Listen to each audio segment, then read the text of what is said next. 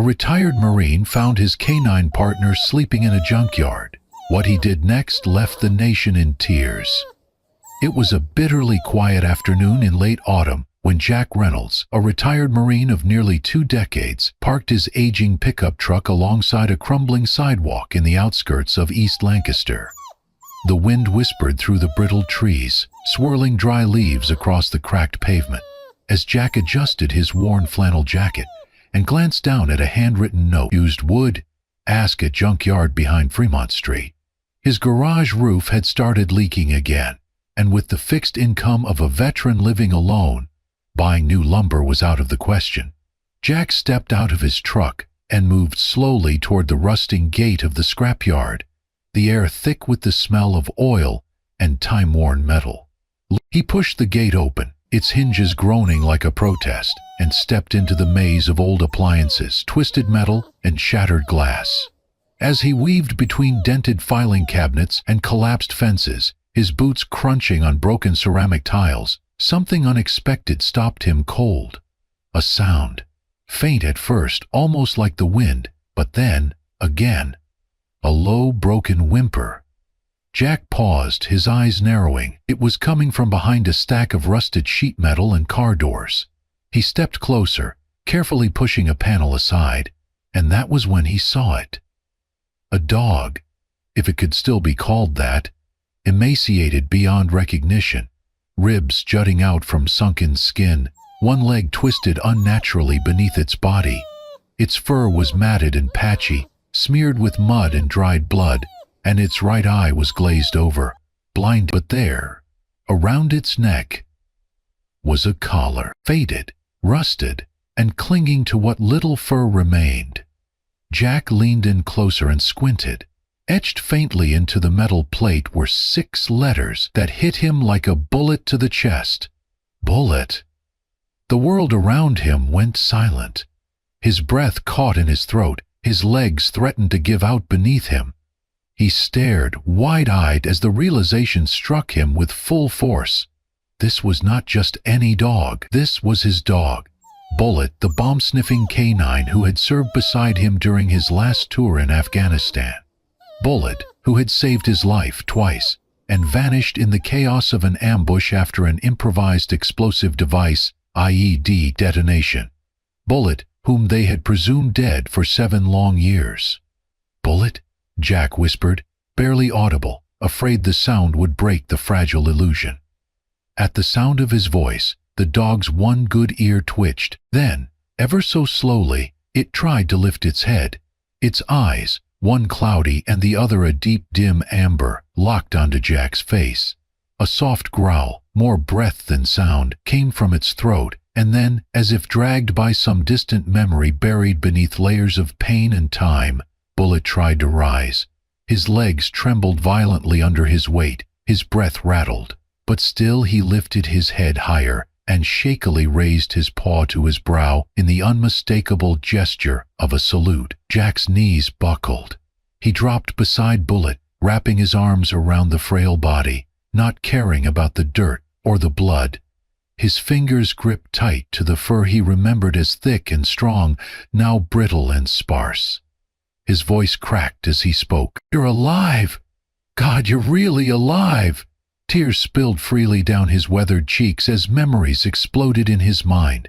Bullet leaping through rubble, barking in the distance just before a hidden mine was found, curling beside him under the stars of a foreign sky. The war had taken so much from them both, friends, years, pieces of their souls. But somehow, in this forgotten corner of a junkyard, fate had returned one thing he never thought he would see again. And as he cradled Bullet against his chest, the old Marine realized something that made his heart clench with both gratitude and sorrow. His battle buddy had never stopped searching for him either. Jack drove through the dusky streets with one hand on the steering wheel and the other gently resting on the fragile body lying on the passenger seat beside him. Bullet's breathing was shallow, each rise and fall of his chest a struggle.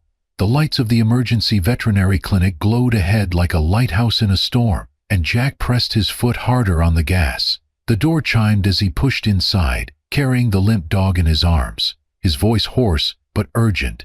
"I need help, now!" "He's not just a dog, he's my partner." Within minutes, Bullet was laid out on a stainless steel examination table, surrounded by a flurry of professionals. Jack stood back, arms crossed tightly, his eyes never leaving Bullet's motionless form. After what felt like hours, the vet, a calm, middle-aged woman with gentle eyes, came to him and quietly delivered the news. Severe malnutrition, old nerve damage in his hind legs, likely from a blast injury. There are signs of systemic infection, and he shows all the markers of canine post-traumatic stress disorder. He's been through more trauma than most dogs ever will. She paused before adding softly, "He's suffering, Mr. Reynolds. I have to be honest with you. Euthanasia might be the kindest option." Jack stared at her, then slowly turned to look at Bullet. The dog was awake now, just barely, his one good eye glinting in the fluorescent light. And in that eye, Jack did not see surrender.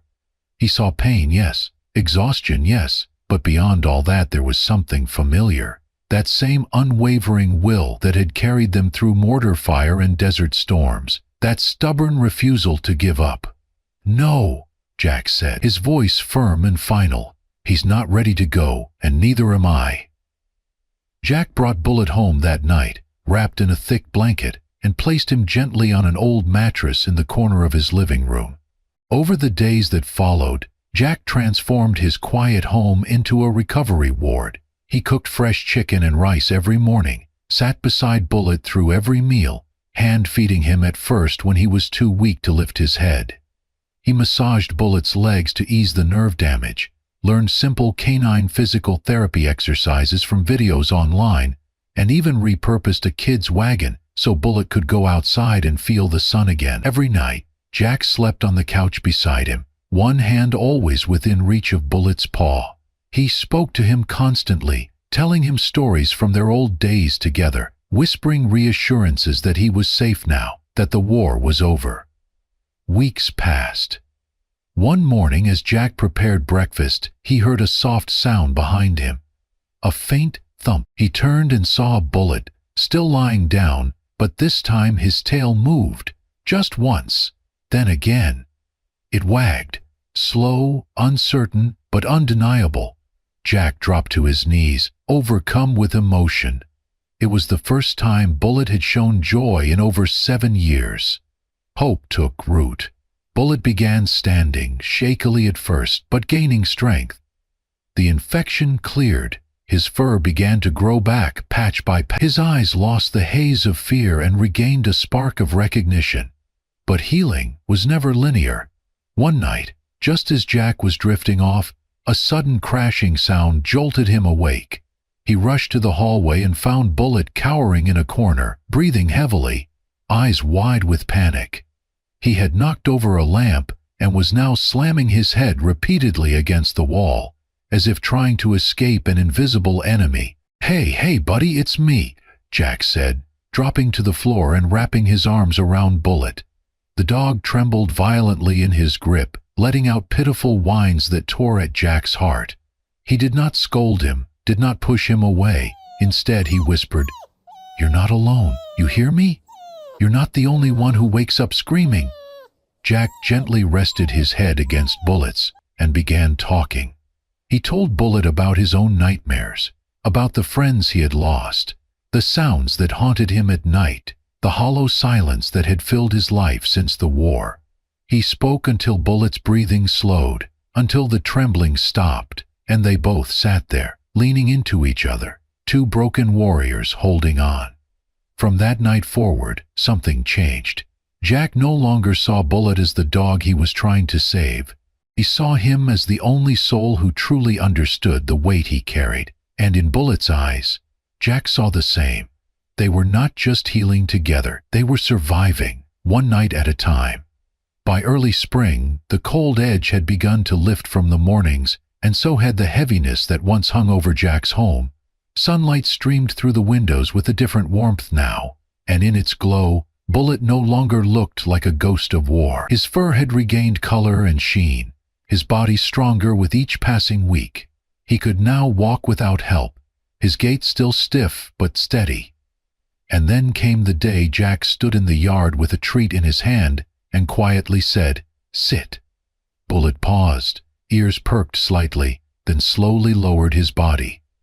"Good boy," Jack whispered, his throat tightening. Over the next few days, they began revisiting old commands. Sit, stay, lie down, sniff and search. Bullet responded slower than he once had, but the knowledge was there, buried beneath years of pain and neglect. And when he barked for the first time again, it was as if a spark had been reignited in both of them. Each morning, Jack clipped on Bullet's collar, now cleaned and restored, and together they walked the quiet streets of their neighborhood. Neighbors who once only nodded now stopped to talk, to smile, to pet the dog they had seen half dead just months before. Bullet took it all in stride, his tail wagging like a flag of quiet victory. On Saturdays, Jack and Bullet began attending the local veterans group at the community center. Jack had avoided those gatherings for years, unwilling to talk, unwilling to remember. But now, with Bullet at his side, he felt a strength he had not known in a long time. The other veterans quickly took to Bullet, calling him Sarge or Captain Pup. He wandered among them, laying his head in laps, offering the silent comfort only a dog could give. Within weeks, Bullet had become the heart of the group.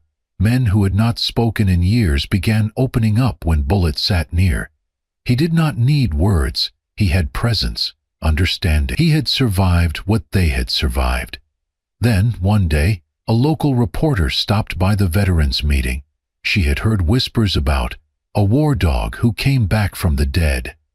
After an hour with Jack and Bullet, she left with tears in her eyes and a notebook full of quotes. 2 days later, the headline appeared on the front page of the town paper.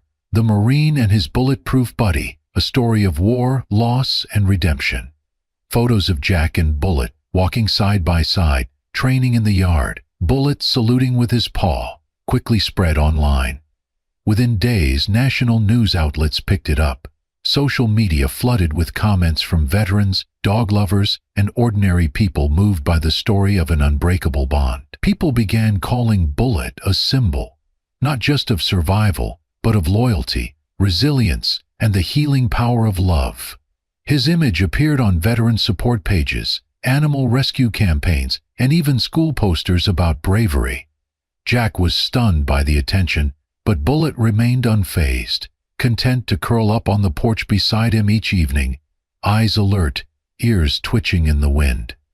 The world had changed for both of them. The silence was no longer a wait, but a rest between heartbeats, between moments of peace, and the new life they were building together. The night was still, unusually quiet for their part of town. Jack had dozed off in his recliner, with the television humming softly in the background. Bullet curled up faithfully at his feet. The windows were closed, doors locked as always, but something crept through the silence. Something neither of them could have expected. Shortly after midnight, the sound of shattering glass echoed through the kitchen. Jack stirred, blinking groggily as his instincts kicked in.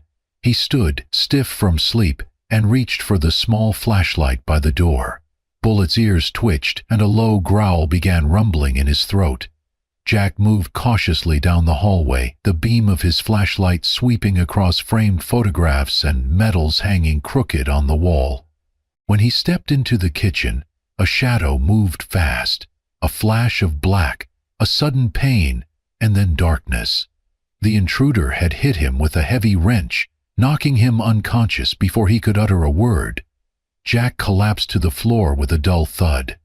The man, dressed in dark clothes and gloves, rifled through drawers and cabinets with practiced haste. He had heard rumors of the decorated Marine down the street, the man who kept his war medals, field knives, and rare memorabilia from a lifetime of service in his modest home. To him, it was a quick score, until he heard a deep, guttural snarl behind him. Bullet stood in the doorway, old but unyielding, body braced, one paw lifted slightly off the ground, favoring his weaker leg. His lips peeled back over yellowed teeth. For a moment, the thief hesitated. He had not expected a dog, especially not one that looked half crippled. But Bullet did not hesitate. With a burst of energy born not from strength, but from purpose, he lunged. The man shouted in surprise as Bullet latched onto his forearm, driving him back against the counter. They struggled violently, crashing into furniture. The thief managed to stab Bullet once with a pocket knife. Deep, painful, but Bullet held on, refusing to let go. Blood soaked into his fur, but he did not back down. He bit, snarled, barked with a fury not seen since the battlefield, his every instinct screaming to protect Jack. The man tried to flee, but Bullet knocked him down, holding him pinned.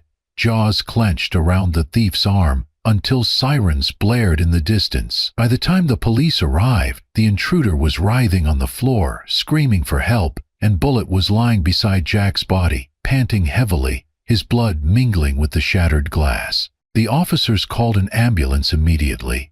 Jack was breathing but unconscious. Bullet was barely alive. A paramedic knelt beside him, gently lifting his limp body.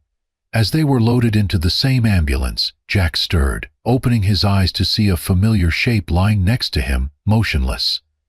"No," he whispered hoarsely. "No, no, not again." He struggled to sit, his hands reaching for Bullet. Inside the ambulance, Jack pulled Bullet into his arms, cradling him as he had in the junkyard months before. The dog's breath was faint, his body cold. Jack pressed his forehead to Bullet's and whispered, voice thick with grief, "Don't you leave me again, buddy. You held the line. You always do." The paramedics worked around them, but Jack barely noticed. He held on, refusing to let go, hoping against hope that the dog who had saved his life once in the war, and again here at home, was not about to leave him one last time. Bullet survived. The surgery was long, risky, and uncertain. The knife wound had cut deep, and the blood loss had pushed him to the edge. The veterinarians warned Jack that even if Bullet made it through, he might never walk again.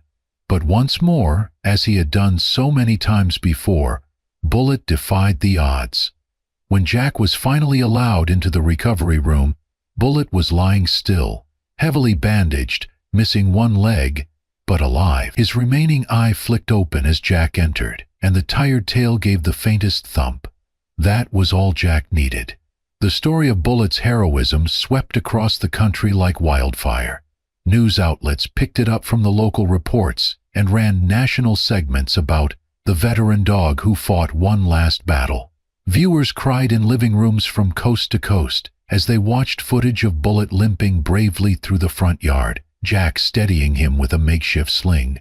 Social media exploded with tributes, messages of support, and artwork drawn by children. People from all walks of life were touched by the story of a broken dog who had come back to save the man who saved him. And then came the call from Washington. Bullet had been selected to receive the Presidential Medal of Animal Valor, an honor reserved for the rarest acts of courage and loyalty displayed by service animals. Jack hesitated at first. He never sought attention, especially not on national stages, but this was not about him. This was for Bullet. The day of the ceremony, the grand hall of the Capitol was filled with officials, veterans, families, and hundreds of reporters. Bullet, draped in a blue vest adorned with small service patches, stood at the edge of the stage beside Jack. The dog had trained hard in rehab, learning to move with 3 legs, and now he stepped forward with slow, deliberate determination. As they reached center stage, Jack knelt and gave the command, "Salute." Bullet paused, then raised his paw, not as high or sharp as he once could, but true and proud. The crowd rose to their feet. The sound of applause thundered through the chamber. Cameras flashed. Tears fell freely. Even the president, standing just a few feet away, wiped his eyes. Jack stepped to the microphone, steadying his voice as he looked out over the sea of faces. "I have served beside men I would follow into fire. I have buried brothers who gave everything for this country, but none stood taller in my eyes than the one beside me today. He's more than a dog. He's a Marine, and he never left a man behind." There was no speech that could top it, none needed. The ceremony ended not with pomp and protocol, but with silence. A respectful, reverent silence, as Jack and Bullet exited the stage together, side by side. Weeks later, life returned to its quiet rhythm. Jack and Bullet often spent their evenings on the old wooden bench Jack had refinished himself, now placed perfectly beneath a sprawling oak tree in the backyard. They would sit for hours, not needing words. Jack with a cup of coffee, or sometimes bourbon in hand. Bullet resting his head on Jack's boot, eyes half closed, ears still tuned to every sound. And one evening, just as the sky turned to gold and the last light of the sun spilled across the fields, Jack reached down and placed his hand gently on Bullet's head. No salute, no command, just gratitude. Two warriors, two survivors, watching the world grow quiet, finally at peace. Thank you for joining us on this unforgettable journey of loyalty, sacrifice, and the unbreakable bond between a Marine and his four-legged comrade. Bullet's story reminds us that heroes come in many forms. Some walk on two legs, others on three, but all leave paw prints on our hearts. If this story touched you, if it brought a tear to your eye or warmth to your soul, we invite you to subscribe to Amazing Paws Stories, where we bring you true, heartwarming tales of animal courage, second chances, and the love that only our furry companions can give. Hit that subscribe button, give this video a thumbs up, and don't forget to share it with someone who believes in the power of loyalty. Because here at Amazing Paws Stories, every paw has a story, and some are nothing short of legendary. Thank you for watching.